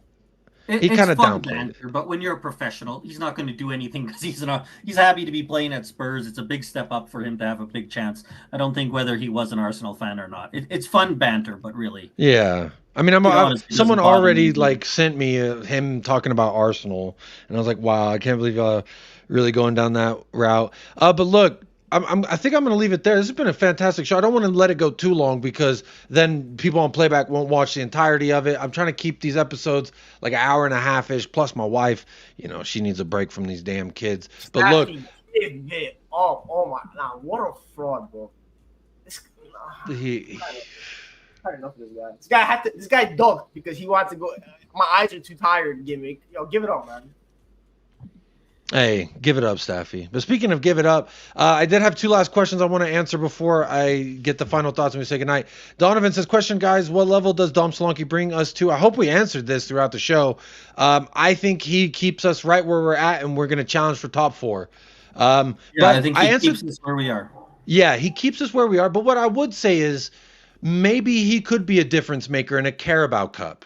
It's further stretched to say an FA Cup, but I feel confident in saying maybe he could help us for the Carabao Cup. Because if we win a fucking Carabao Cup, I will fucking cry. I'm still butthurt that we sacked Jose 5 days before that last final we were in, and we ain't been to a final since. Deservedly so. But big up Donovan. And Bader also had an alert question for Jacob. What would you do if you got stuck in an elevator with Romero? What do you mean by that? Don't know exactly what I would say, but I would.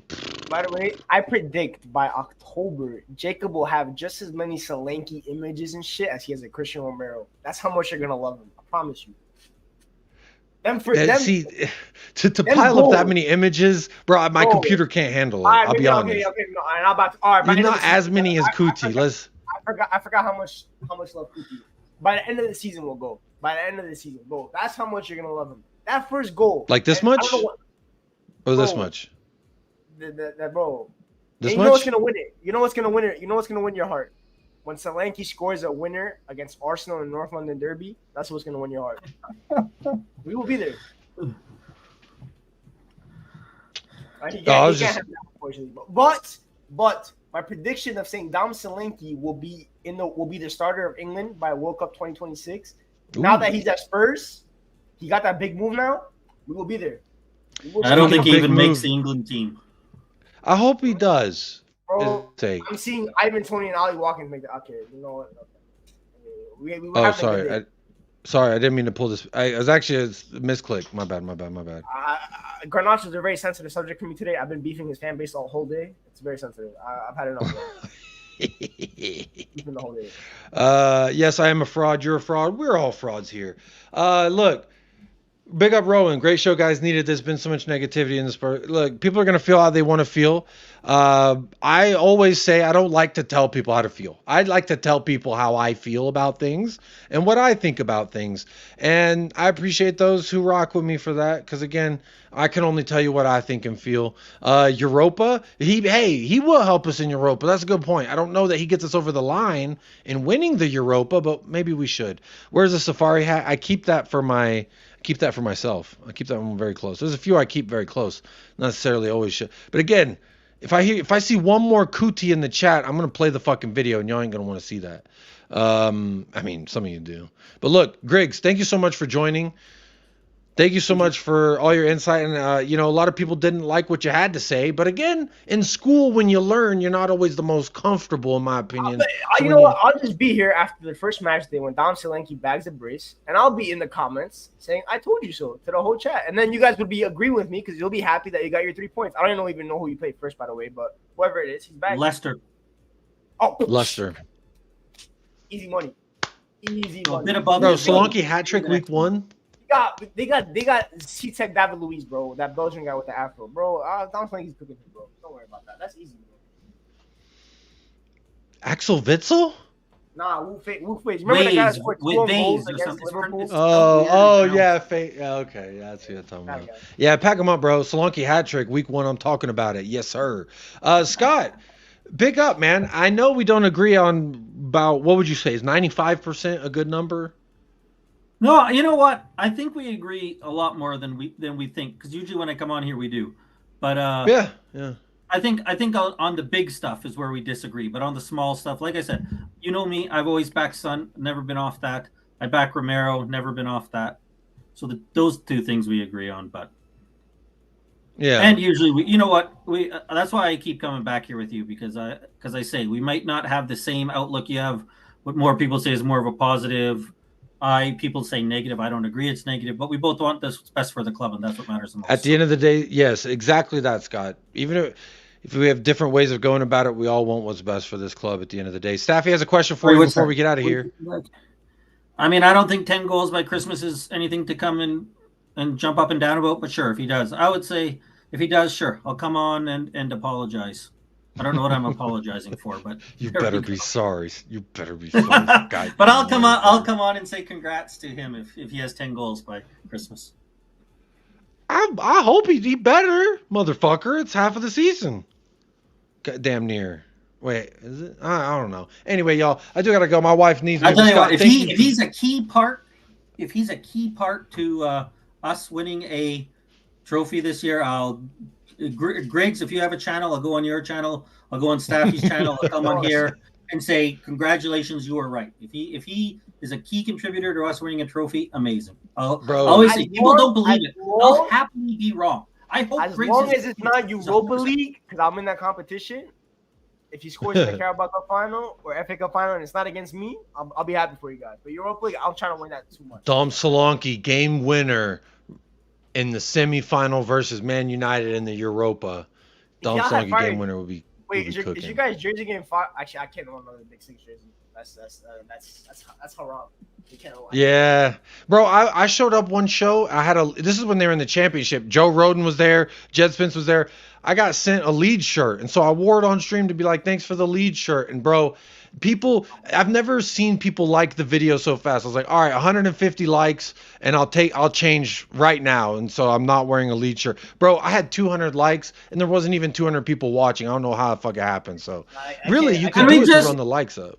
Sorry, I just started looking at the chat. Scott M accuses folks of racism. What is he talking about? How racism?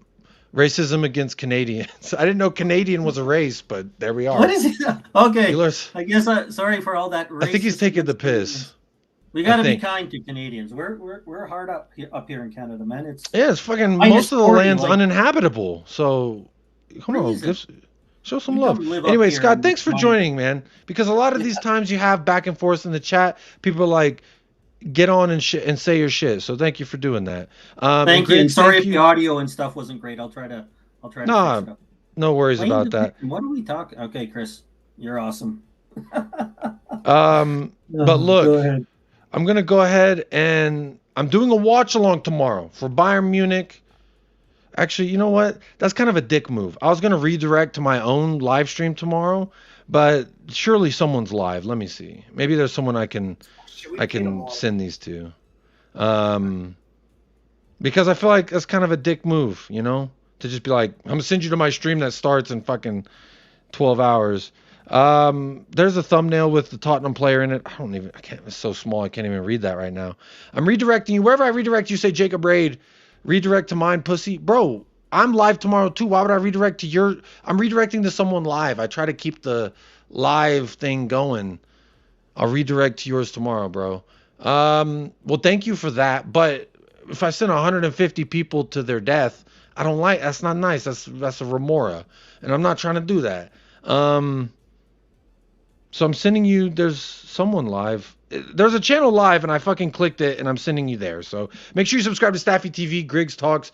Scott doesn't have a channel, but you can find him here. And wherever you go, make sure you say Jacob Braid, because I can't even read, bro. My eyes are actually getting blurry. I can't even read down there right now. So big up to the sponsors as well. Banter on the Pitch, first time with a super chat here. Big up to you. Tracy MUFC, first time as well. And David Shear, longtime provider of United Spurs of America. So thank you so much. But big up, as always. These last few things are for you. Stay blessed. Stay fresh. Up the lads. And come on, you Spurs. I'll be live 30 minutes before kickoff. So come on now.